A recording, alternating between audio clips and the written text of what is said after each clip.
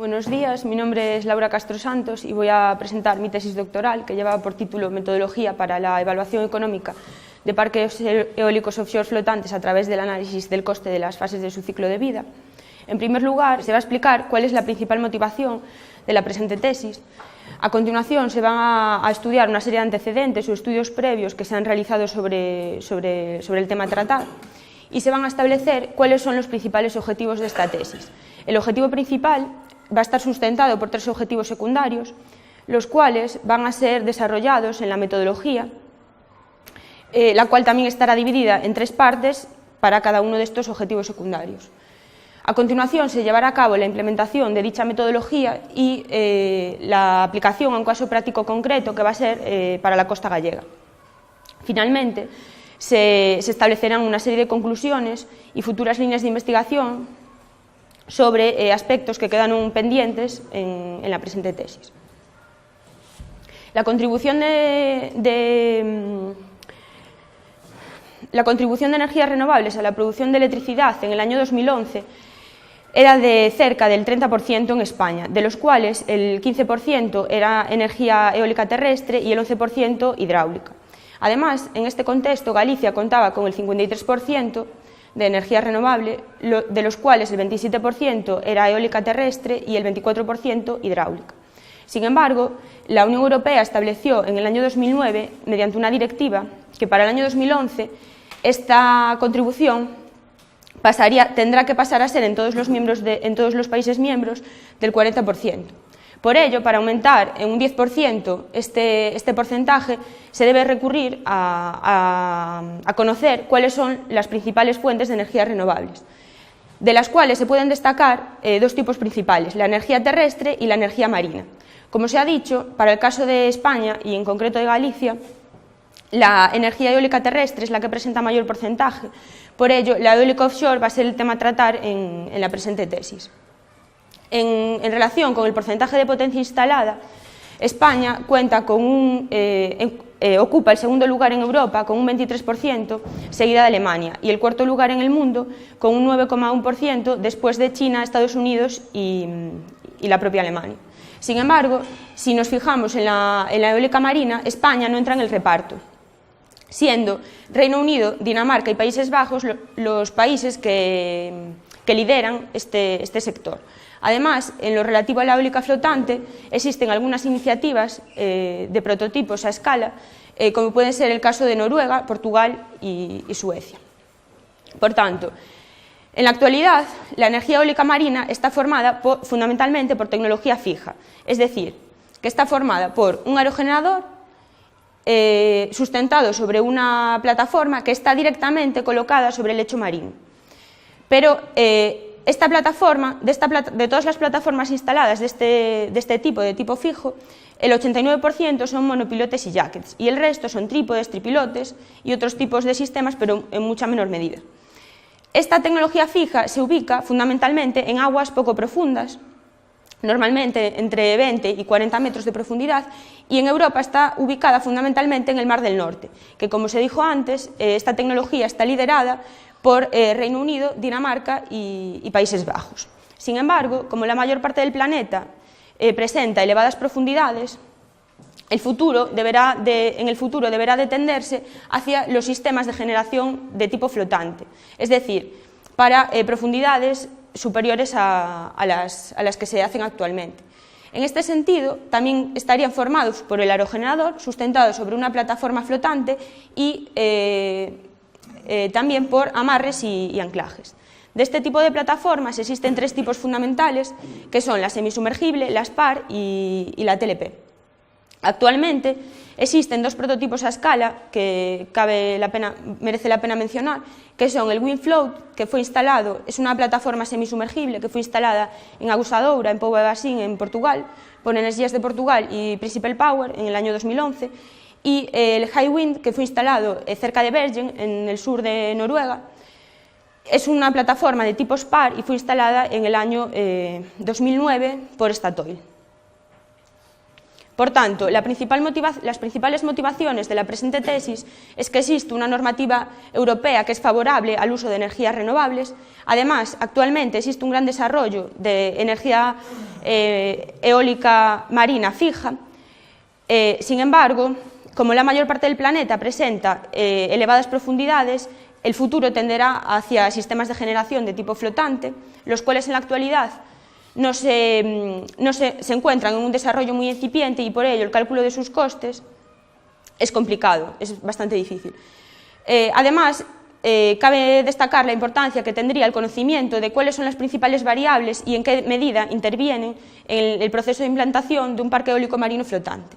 Por último, es importante salientar que la eólica marina flotante puede considerarse como un sector estratégico, puesto que puede aunar sectores tales como el naval o la energía eólica terrestre, en los cuales ya se tenga experiencia, por ejemplo, en el caso gallego. En lo relativo a los estudios previos, hay muy pocos estudios sobre eólica marina flotante y los que hay están muy poco desarrollados. La mayor parte son técnicos, por ejemplo, el de ECN del año 2002 y el de Coñago Lorenzo del año 2011, hablan del cálculo estructural de una plataforma semisumergible, sí que tienen algo en cuenta la parte económica, pero muy por encima. Además, no hay unanimidad en la desagregación de costes. Por ejemplo, TON en el año 98 estableció una desagregación de costes de una plataforma de tipo SPAR, pero no tiene en cuenta factores tan importantes como puede ser el mantenimiento, que es una de las partidas, como se verá posteriormente, más importantes. Y por este motivo existe poca información económica por tratarse de una tecnología incipiente. Por ello, para dicha desagregación de costes se han tenido en cuenta una serie de estudios, como pueden ser el de la eólica marina fija, el de la eólica terrestre o incluso el de plataformas para producción de petróleo. De este tipo de tecnologías puede haber aspectos que se puedan considerar en la eólica flotante, como pueden ser, en el caso de la eólica marina fija, el sistema eléctrico. Sin embargo, hay otros aspectos, como pueden ser el coste de las plataformas flotantes, que no se tienen en cuenta en esos estudios. Por tanto, servirían como un punto inicial, pero no para desarrollar totalmente el estudio. A continuación, se van a presentar los principales objetivos de la tesis. El objetivo principal es llevar a cabo un estudio económico, una metodología de estudio para calcular los costes del ciclo de vida de un parque eólico marino flotante.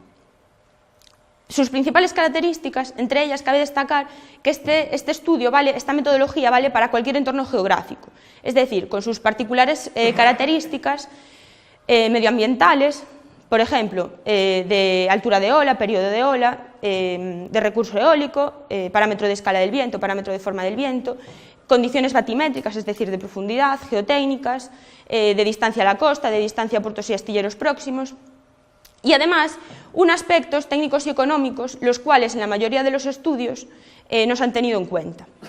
Para soportar, como se decía antes, este objetivo principal, se tienen 3 objetivos secundarios que van a ayudar a desarrollar la metodología que se va a explicar posteriormente. Estos 3 objetivos, el primero de ellos es la cuantificación, es decir, la formulación de los costes, la cual se va a llevar a cabo mediante el estudio económico.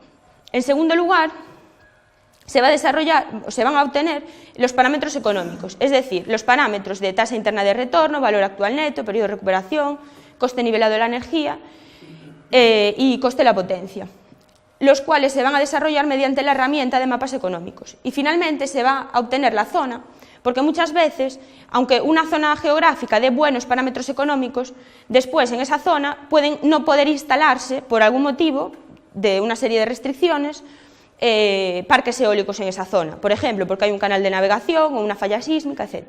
Entonces, esta zona se va a determinar mediante la herramienta de mapas de restricciones. Entonces, si se tienen en cuenta estos 3 objetivos secundarios, se validan para un caso práctico concreto y se van a calcular tanto los parámetros económicos, es decir, los mapas de costes, los mapas de indicadores económicos, la tarifa óptima, como la zona para ese caso concreto. A continuación, se va a desarrollar la metodología. La metodología, como se dijo antes, pretende obtener o pretende desarrollar los tres objetivos principales, que son los que están en naranja, de la tesis. En primer lugar, se determinará la cuantificación. Para ello, se desarrollará la herramienta metodológica del estudio económico, en la cual se establecerá la formulación necesaria para llevar a cabo los costes de implantación de este tipo de parques. A continuación, con esta cuantificación, se desarrollará la herramienta de mapas económicos, en la cual se introducirán como datos iniciales aspectos como pueden ser la distancia a la costa, la batimetría, el parámetro de escala y de forma del viento, etc.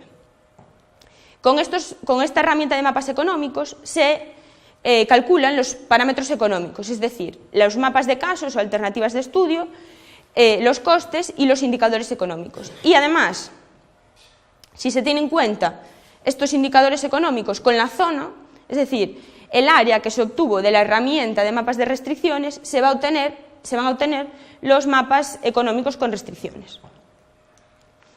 A continuación vamos a explicar cada una de estas partes de la metodología, de estas tres partes, para obtener cada uno de los objetivos de la tesis. En primer lugar, se realizó un estudio económico, el cual está formado por 9 etapas. La primera de ellas es la definición del ciclo de vida, que consiste en definir cada una de las etapas de las que consta el ciclo de vida del proceso de implantación de este tipo de parques. En segundo lugar, se hace una estructura de desglose del proceso, en la cual se desagrega dentro de las fases cada una de las subfases de las que consta el proceso. Se elige el modelo de costes. En este caso se ha elegido un modelo basado en el ciclo de vida del proceso, pero en la norma UNE 60.300 de gestión de la confiabilidad se habla de otro tipo de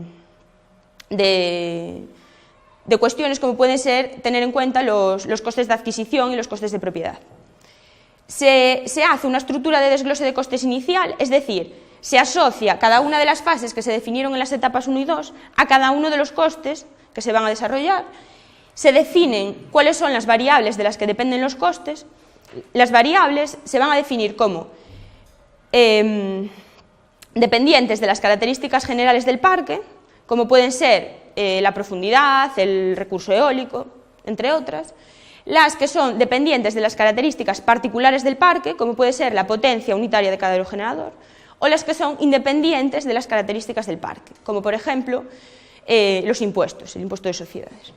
Se estiman los costes. En realidad, dentro del estudio económico, la estimación de costes, la etapa 6, es la más importante, puesto que es donde se definen y donde se cuantifican realmente los costes. Se hace una estructura de desglose de costes definitiva, en la cual se asocia cada uno de los costes que se han definido aquí, en la estimación de costes, con cada una de las variables que se han definido en la etapa anterior, en la etapa 5.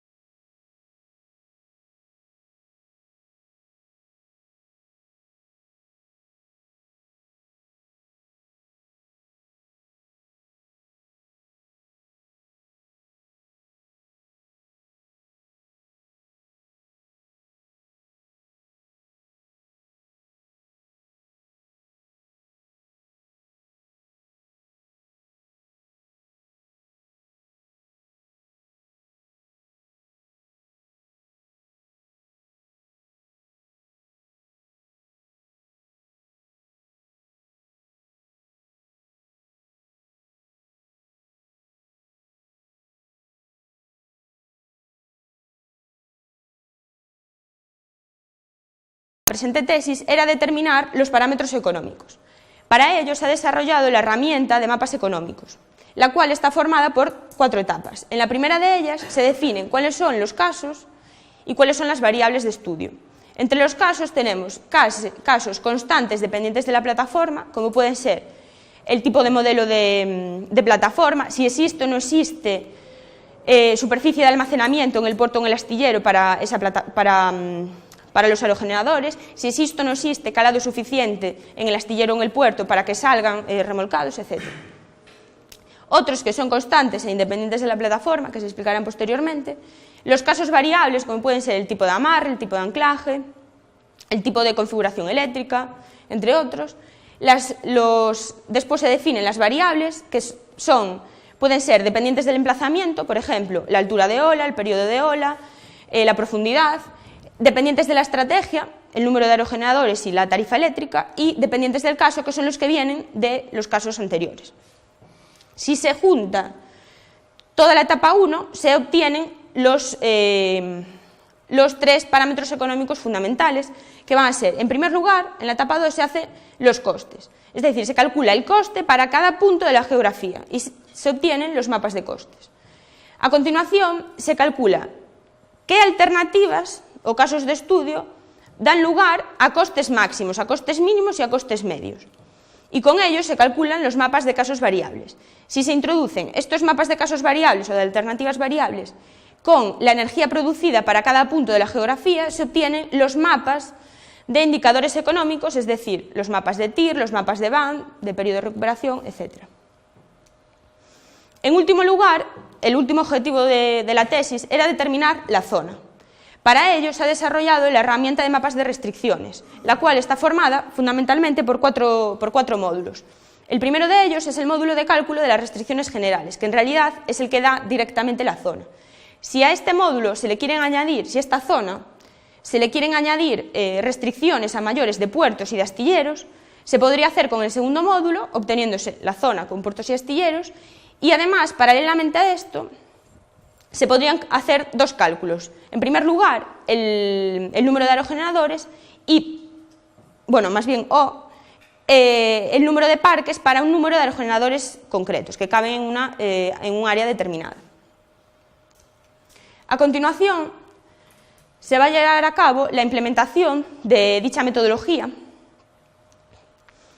En primer lugar, se había dicho en esta metodología que va a haber casos constantes dependientes del modelo de plataforma. Entre estos casos constantes se decía que existían los modelos de plataforma. En este estudio se han considerado 3 modelos de plataforma: la plataforma semisumergible, que en este caso va a ser la Dutch Tree Floater, la plataforma de tipo TLP,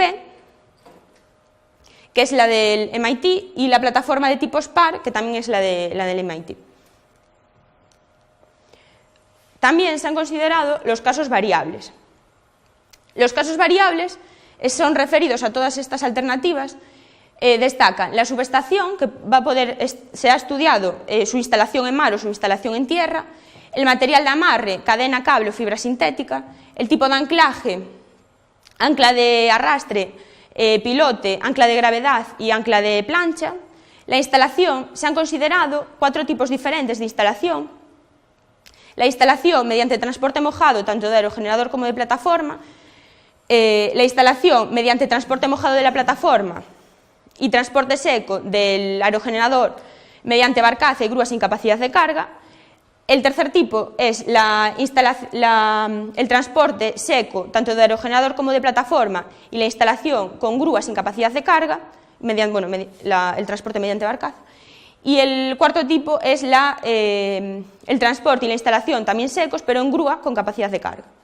Y por último, bueno, en este ámbito, la desinstalación, se han considerado 5 tipos, los 4 primeros coinciden con los de la instalación, y el último será la desinstalación mediante corte, que es la desinstalación in situ del aerogenerador en el mar, mediante corte del mismo.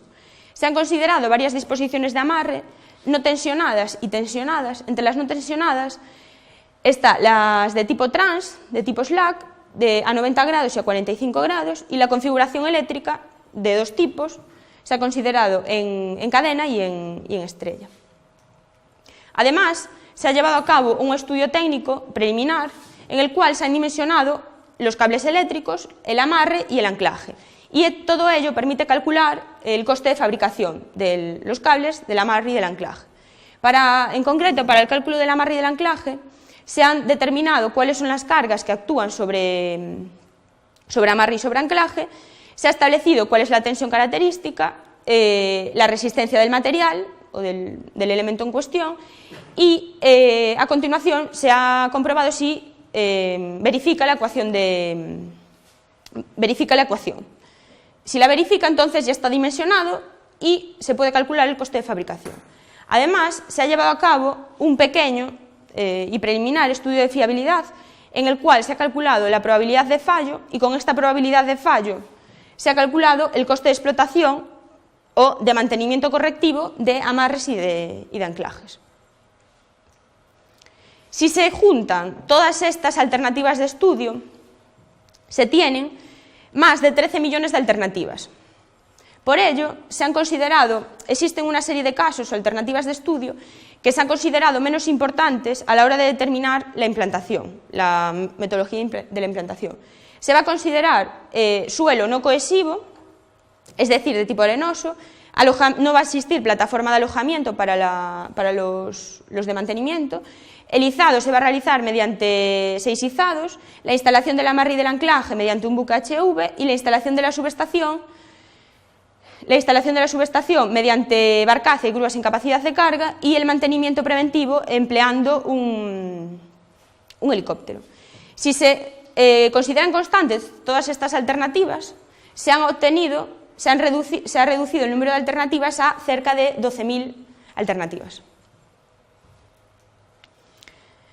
Por último, en la implementación, antes se decía que se ha desarrollado la herramienta de los mapas de restricciones, que estaba formada por 4 módulos. Estos módulos van a implementarse, se han implementado en Model Builder, que es un paquete del ArcGIS, que es un programa de sistemas de información geográfica, y se ha establecido que el usuario pueda establecer las restricciones que él desee y la batimetría por separado. ¿Por qué por separado? Porque se han estudiado 3 modelos de plataformas diferentes y la restricción batimétrica va a ser diferente dependiendo del modelo de plataforma que se vaya a utilizar. Por ello se ha considerado por separado. Si se junta todo el módulo, se obtiene la zona. Si además se le añaden los mapas económicos que han sido calculados mediante MATLAB, se obtienen los mapas económicos con restricciones.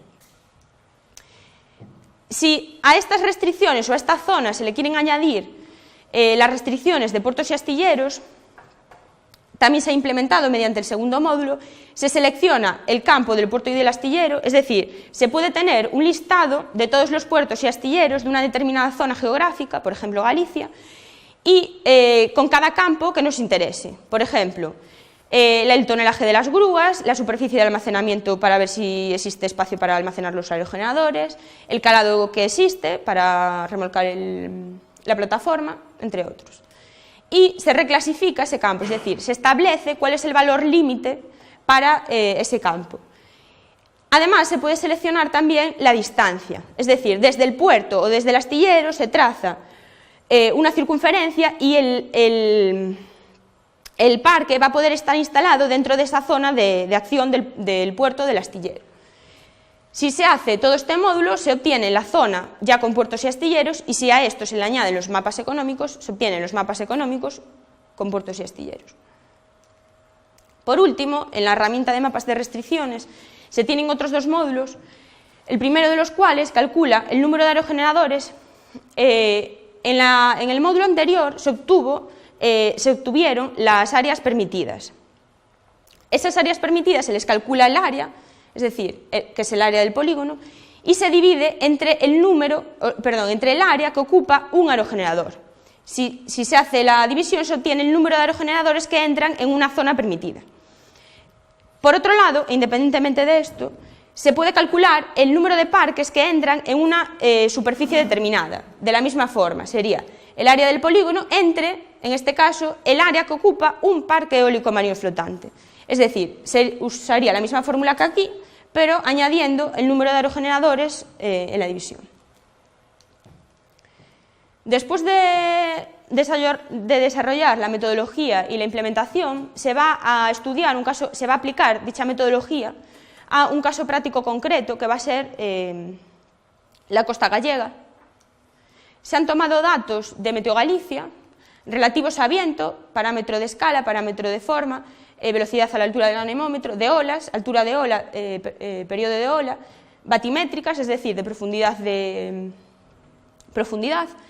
de distancia a la costa. Se ha calculado también mediante el ArcGIS de distancia de cada punto de la geografía a la costa y de distancia a puertos y astilleros.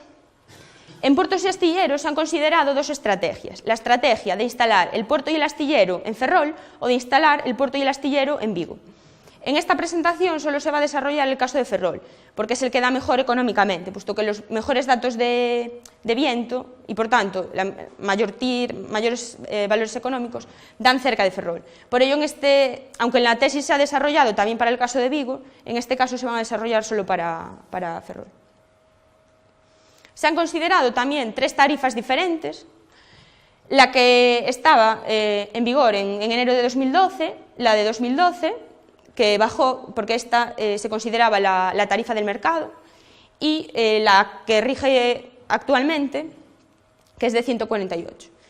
Y se han considerado tres modelos de costes: coste mínimo, coste medio y coste máximo. En la tesis también están desarrollados todos, pero en la presentación se va a desarrollar fundamentalmente el coste mínimo y, para hacer la comparación, también el coste máximo.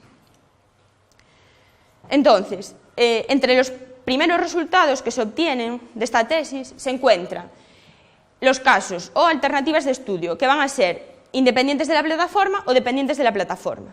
Pueden ser, por ejemplo, localización de la subestación.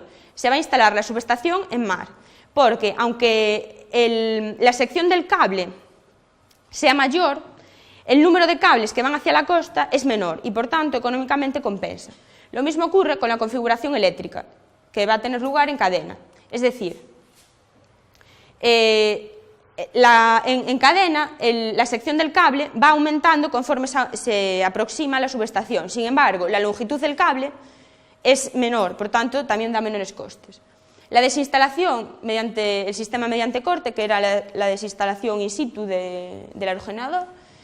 Y en lo relativo a material de amarre y de anclaje, como se ve, depende de la geografía. Es decir, para profundidades bajas, de menos de 40 metros, se va a emplear cadena y pilote, que en este caso no lo vamos a tener en cuenta porque estos sistemas flotantes son para más de 40, se van a obtener fibra sintética y ancla de plancha. Y las que son dependientes de la plataforma, como pueden ser la instalación de la plataforma semisumergible va a tener lugar mediante remolque, y la instalación de TLP y de SPAR va a tener lugar mediante barcaza, transporte seco en barcaza de aerogenerador y plataforma, y la instalación mediante grúas sin capacidad de carga. Y la disposición del amarre en la semisumergible a 90 grados y en la TLP y en la SPAR a 45. Por tanto, las características principales del parque que se va a estudiar, que se ha estudiado, será un parque de 21 aerogeneradores. Cada uno de estos aerogeneradores, será tripala de eje horizontal, de un poco más de 5 megavatios cada uno, tiene 126 metros de diámetro y 90 metros de altura. Por lo tanto, dará 107 megavatios de parque. Van a estar unidos a una subestación que, como se dijo antes, ya se ha calculado y va a estar en mar, y unidos a la red. Y las plataformas, como se ha dicho, en la tesis se han estudiado los tres tipos de plataformas, pero en esta presentación solo se va a tener en cuenta la plataforma semisumergible, la cual está formada por tres columnas de 8 metros de diámetro, una eslora de 76 metros y un calado de 12. Aplicando la herramienta de mapas económicos a esta plataforma semisumergible, se obtienen los resultados de costes. Los resultados de costes, como se observa, están desagregados de la misma forma que antes, en la estimación de costes, y los dos primeros son constantes e independientes de la geografía. El coste de fabricación va a estar en torno a 200 millones de euros, hablo de la zona más próxima. Como se ven todos ellos, dependen de la distancia a la costa, los resultados de costes. El coste de instalación, más o menos, sobre 100, 80 a 100 millones de euros, el coste de explotación 105, 110 millones de euros y el de desmantelamiento es muy inferior, sobre 5 millones de euros. Esto es para costes mínimos, es decir, para las alternativas que se explicaron en la transparencia anterior, que dan lugar a costes mínimos. A continuación, si se suman todos estos costes para costes mínimos, se obtiene este mapa, que es el mapa de costes totales, pero para alternativas que dan lugar a costes mínimos. Que si se compara con el de costes máximos, que ha sido calculado en la tesis también, se obtiene que existe una diferencia de costes si se consideran unas alternativas de estudio u otras, es decir, si existe un tipo de anclaje u otro, si existe un tipo de sistema eléctrico u otro, existe una diferencia de costes de hasta 260 millones de euros, lo cual es muy importante a la hora de llevar a cabo la implantación de un parque eólico marino flotante. Esta diferencia se reduce algo en la TLP, que está sobre los 100 millones, y sigue siendo muy considerable también en la plataforma de tipo SPAR. Si se comparan los costes para los tres tipos de plataformas, el porcentaje de costes, se observa que el coste de fabricación, aunque los porcentajes sean diferentes, el coste de fabricación es el de mayor porcentaje en los tres tipos de plataformas. Además, el coste de explotación va a ser el siguiente en número y también varía dependiendo del tipo de plataforma. Pasa de 31 en la semisumergible a 25 en la TLP y a casi 30 en la SPAR. En términos de valores monetarios, se observa que la plataforma semisumergible va a ser la plataforma más barata, seguida por la SPAR y a continuación por la TLP. Estos son datos para el parque de 21 aerogeneradores. Con estos costes, para costes mínimos, como se decía antes, se pueden calcular los indicadores económicos de resultados. Este caso es el de la plataforma, como decíamos antes, la semisumergible, y va a ser el caso de la tarifa 3, es decir, la tarifa que está vigente actualmente. Se han estudiado también para las otras dos tarifas, también en la tesis, pero no se va a desarrollar en esta presentación. Entonces, para la tarifa 3 se observa cada uno de los indicadores económicos de resultados, es decir, tasa interna de retorno, valor actual neto, periodo de recuperación, coste nivelado de la energía y coste de la potencia. Se observa que las mejores regiones económicamente hablando son las de cerca de Ferrol y presentan una TIR sobre 12, del 12%, un valor actual neto positivo, puesto que está en la región azul, un periodo de recuperación de 11 años, un coste nivelado de la energía de 70-80 euros el megavatio hora y un coste de la potencia en las áreas más próximas de 3,5 aproximadamente millones de euros el megavatio hora. Como este estudio, este cálculo de indicadores, se ha realizado para todos los modelos de plataforma, se puede ver en la comparativa que la plataforma semisumergible, con 11 años de periodo de recuperación, es la que presenta resultados económicos mejores. Por tanto, en el caso de instalar un parque de estas características sería la opción a tomar. Uno de los principales motivos por los que la semisumergible presenta mejores resultados económicos es porque existe una obra muerta por encima de la línea de agua que eleva el aerogenerador, la altura del buje es superior en este caso y por tanto la velocidad del viento va a ser superior y por tanto los ingresos van a ser mejores, lo cual incrementa la TIR, el VAN, disminuye el periodo de recuperación, etc. Además, se ha decidido determinar cuál sería la tarifa óptima para este tipo de instalaciones, puesto que el marco regulatorio de la tarifa es cambiante y el que existe en la actualidad está basado en parques eólicos marinos, pero no diferencia entre parques eólicos marinos fijos y parques eólicos marinos flotantes. Por ello, se han desarrollado 3 escenarios de estudio. El primero de ellos consiste en determinar consiste en igualar el van a cero, es decir, el primer van positivo, y esto da un periodo de recuperación superior, de 21 años, superior a la vida del proyecto, que van a ser 20 años. Por tanto, esta tarifa no se va a tener en cuenta, porque aquí supera el periodo de recuperación. El segundo escenario es considerar la tasa interna de retorno superior al coste de oportunidad, que en este caso va a ser del 6%. Se consideró del 7% la TIR y con esto el periodo de recuperación se ve que da inferior a este caso, a los 20 años. Por tanto, esta tarifa sería el límite inferior, serían 103 euros el megavatio hora. Y finalmente, el tercer escenario es que el periodo de recuperación sea menor que el número de años del parque. Por ejemplo, 7 años se consideró y será una tarifa de 191 euros el megavatio hora.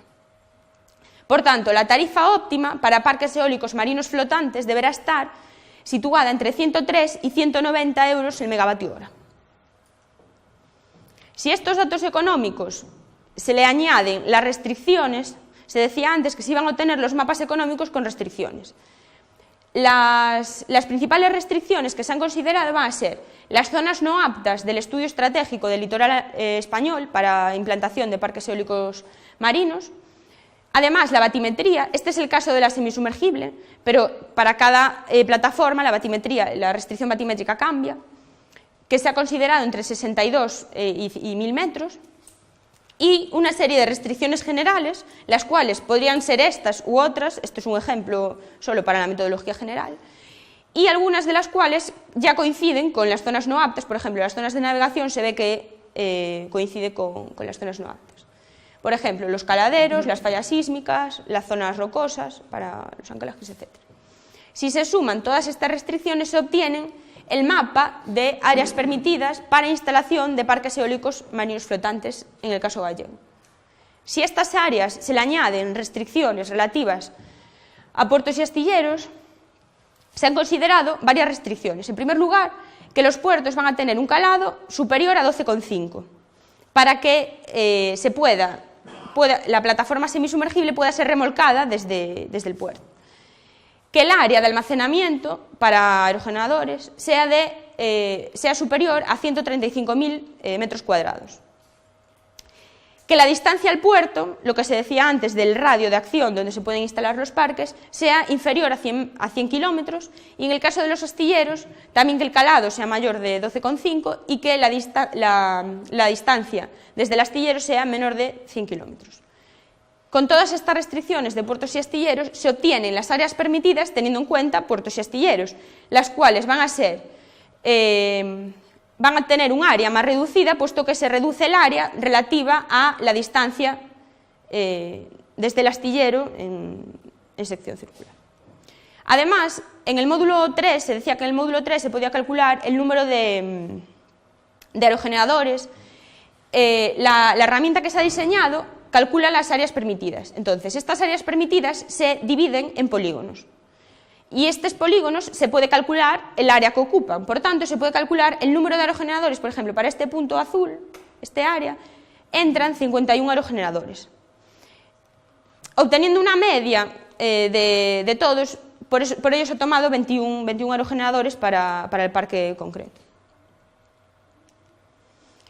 Como se decía, tomando las restricciones y los mapas económicos, se obtienen los mapas económicos con restricciones. Es decir, en este caso, también estos mapas han sido calculados para la tarifa óptima, que es la de 190, y se han establecido varias zonas. La zona G2 y la G3 son las que presentan resultados económicos peores, y la zona G1 es la que presenta mejores resultados económicos.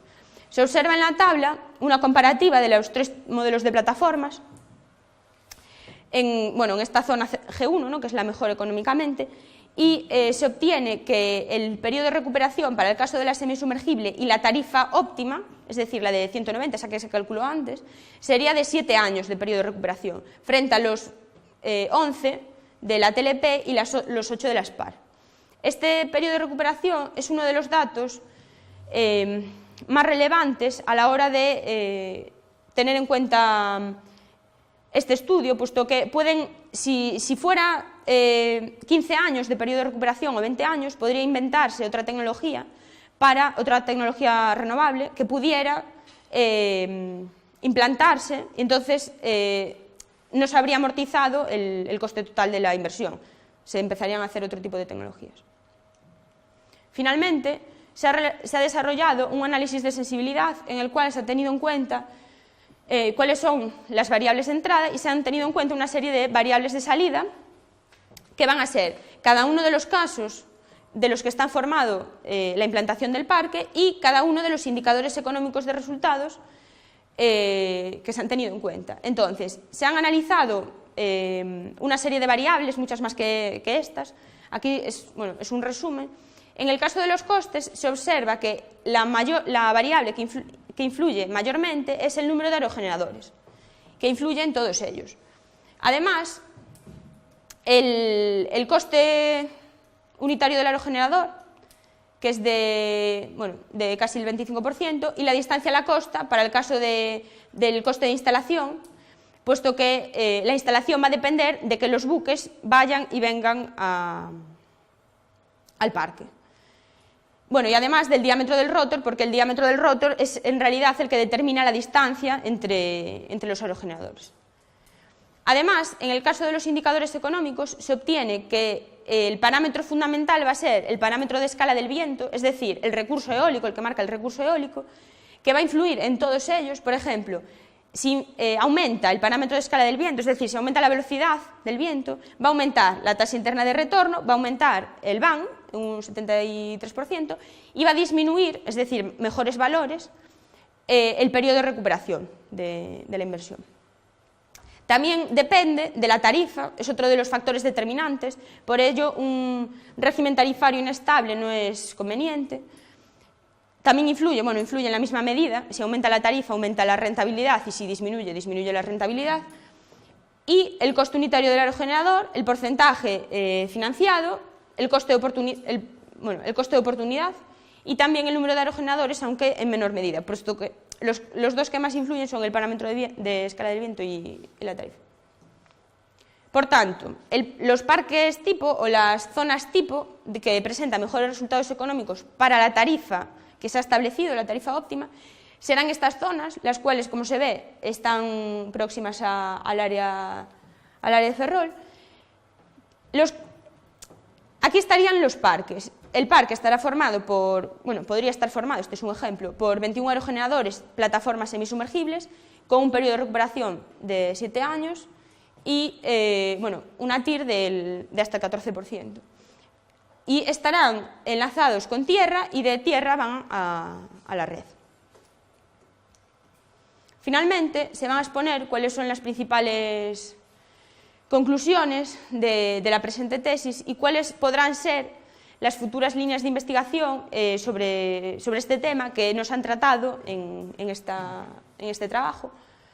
Se ha establecido una metodología para cálculo de costes de parques eólicos marinos flotantes que es válida para cualquier entorno geográfico, esto es muy importante.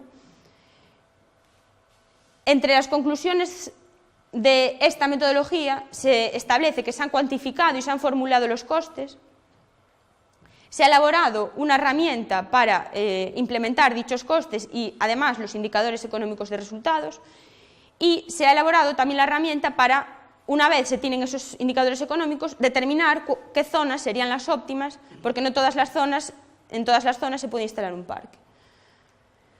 Además, se ha validado esta metodología y de esta validación permite obtener una serie de conclusiones, como pueden ser la tarifa que podría tener los parques eólicos marinos flotantes, puesto que la tarifa actual es de casi 149 euros el megavatio hora, pero es para eólica marina en general, no diferencia entre fija y flotante. Además, existe un marco tarifario inestable, como se ve, se han estudiado 3 tarifas en un año, cambió 3 veces la tarifa, ¿vale? Y se ha analizado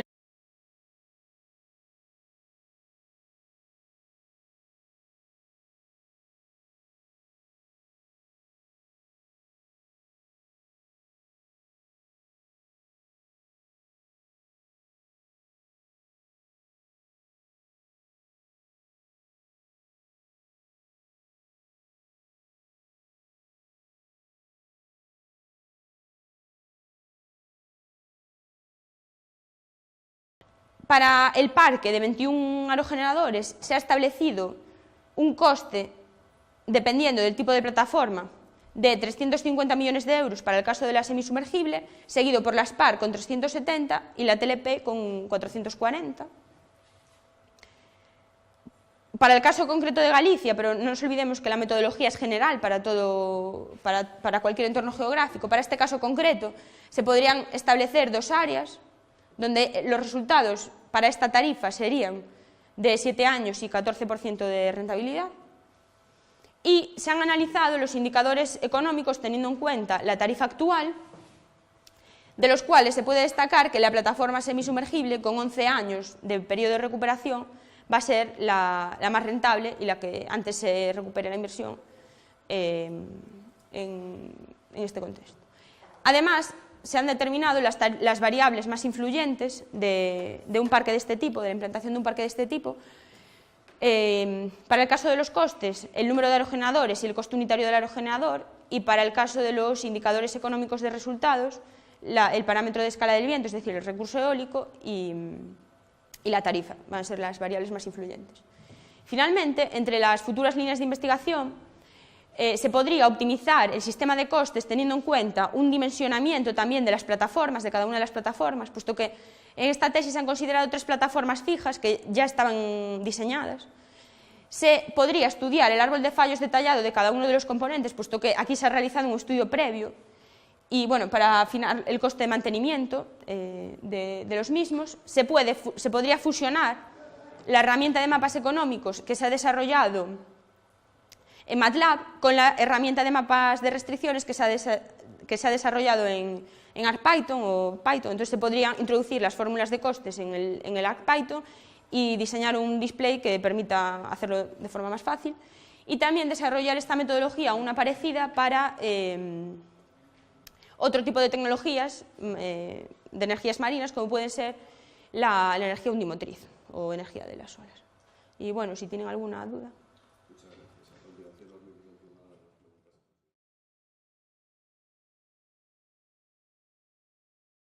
Las principales motivaciones de la presente tesis es que existe una normativa europea que es favorable al uso de energías renovables. Además, actualmente existe un gran desarrollo de energía eólica marina fija.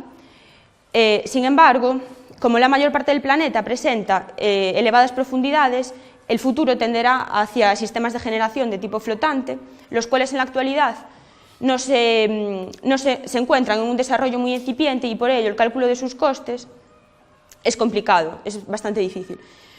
Además, cabe destacar la importancia que tendría el conocimiento de cuáles son las principales variables y en qué medida intervienen en el proceso de implantación de un parque eólico marino flotante. Por último, es importante salientar que la eólica marina flotante puede considerarse como un sector estratégico, puesto que puede aunar sectores tales como el naval o la energía eólica terrestre, en los cuales ya se tenga experiencia, por ejemplo, en el caso gallego. En lo relativo a los estudios previos, hay muy pocos estudios sobre eólica marina flotante, y los que hay están muy poco desarrollados. La mayor parte son técnicos, por ejemplo, el de ECN del año 2002 y el de Coñao Lorenzo del año 2011, hablan del cálculo estructural de una plataforma semisumergible. Sí que tienen algo en cuenta la parte económica, pero muy por encima. Además, no hay unanimidad en la desagregación de costes. Por ejemplo, TON en el año 90... Buenos días, mi nombre es Laura Castro Santos y voy a presentar mi tesis doctoral, que lleva por título Metodología para la evaluación económica de parques eólicos offshore flotantes a través del análisis del coste de las fases de su ciclo de vida. En primer lugar, se va a explicar cuál es la principal motivación de la presente tesis. A continuación, se van a estudiar una serie de antecedentes o estudios previos que se han realizado sobre el tema tratado, y se van a establecer cuáles son los principales objetivos de esta tesis. El objetivo principal va a estar sustentado por 3 objetivos secundarios, los cuales van a ser desarrollados en la metodología, la cual también estará dividida en 3 partes para cada uno de estos objetivos secundarios. A continuación, se llevará a cabo la implementación de dicha metodología y la aplicación a un caso práctico concreto, que va a ser para la costa gallega. Finalmente, se establecerán una serie de conclusiones y futuras líneas de investigación sobre aspectos que quedaron pendientes en la presente tesis. La contribución de energías renovables a la producción de electricidad en el año 2011 era de cerca del 30% en España, de los cuales el 15% era energía eólica terrestre y el 11% hidráulica. Además, en este contexto, Galicia contaba con el 53% de energía renovable, de los cuales el 27% era eólica terrestre y el 24% hidráulica. Sin embargo, la Unión Europea estableció en el año 2009, mediante una directiva, que para el año 2011 esta contribución tendrá que pasar a ser en todos los países miembros del 40%. Por ello, para aumentar en un 10% este porcentaje, se debe recurrir a conocer cuáles son las principales fuentes de energías renovables, de las cuales se pueden destacar dos tipos principales, la energía terrestre y la energía marina. Como se ha dicho, para el caso de España y en concreto de Galicia, la energía eólica terrestre es la que presenta mayor porcentaje, por ello la eólica offshore va a ser el tema a tratar en la presente tesis. En relación con el porcentaje de potencia instalada, España cuenta con ocupa el segundo lugar en Europa con un 23%, seguida de Alemania, y el cuarto lugar en el mundo con un 9,1% después de China, Estados Unidos y la propia Alemania. Sin embargo, si nos fijamos en la eólica marina, España no entra en el reparto, siendo Reino Unido, Dinamarca y Países Bajos los países que lideran este sector. Además, en lo relativo a la eólica flotante, existen algunas iniciativas de prototipos a escala, como puede ser el caso de Noruega, Portugal y Suecia. Por tanto, en la actualidad, la energía eólica marina está formada fundamentalmente por tecnología fija, es decir, que está formada por un aerogenerador sustentado sobre una plataforma que está directamente colocada sobre el lecho marino. Pero esta plataforma, de todas las plataformas instaladas de este tipo, de tipo fijo, el 89% son monopilotes y jackets, y el resto son trípodes, tripilotes y otros tipos de sistemas, pero en mucha menor medida.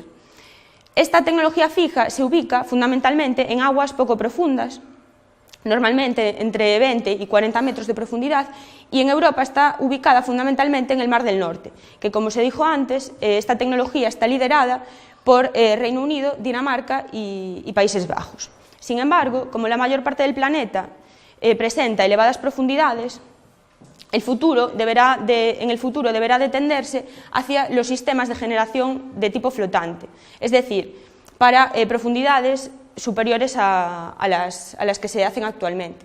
En este sentido, también estarían formados por el aerogenerador, sustentado sobre una plataforma flotante y también por amarres y anclajes. De este tipo de plataformas existen tres tipos fundamentales, que son la semisumergible, la SPAR y la TLP. Actualmente existen dos prototipos a escala que merece la pena mencionar, que son el WindFloat, que fue instalado, es una plataforma semisumergible que fue instalada en Agusadoura, en Póvoa de Varzim, en Portugal, por Energías de Portugal y Principal Power en el año 2011, y el Hywind, que fue instalado cerca de Bergen, en el sur de Noruega. Es una plataforma de tipo SPAR y fue instalada en el año 2009 por Statoil. Por tanto, en 1998 estableció una desagregación de costes de una plataforma de tipo SPAR, pero no tiene en cuenta factores tan importantes como puede ser el mantenimiento, que es una de las partidas, como se verá posteriormente, más importantes. Y por este motivo existe poca información económica por tratarse de una tecnología incipiente. Por ello, para dicha desagregación de costes se han tenido en cuenta una serie de estudios, como pueden ser el de la eólica marina fija, el de la eólica terrestre o incluso el de plataformas para producción de petróleo. De este tipo de tecnologías puede haber aspectos que se puedan considerar en la eólica flotante, como pueden ser, en el caso de la eólica marina fija, el sistema eléctrico. Sin embargo, hay otros aspectos, como pueden ser el coste de las plataformas flotantes, que no se tienen en cuenta en esos estudios. Por tanto, servirían como un punto inicial, pero no para desarrollar totalmente el estudio. A continuación, se van a presentar los principales objetivos de la tesis. El objetivo principal es llevar a cabo un estudio económico, una metodología de estudio para calcular los costes del ciclo de vida de un parque eólico marino flotante. Sus principales características, entre ellas cabe destacar que este estudio, esta metodología vale para cualquier entorno geográfico, es decir, con sus particulares características medioambientales, por ejemplo, de altura de ola, periodo de ola, de recurso eólico, parámetro de escala del viento, parámetro de forma del viento,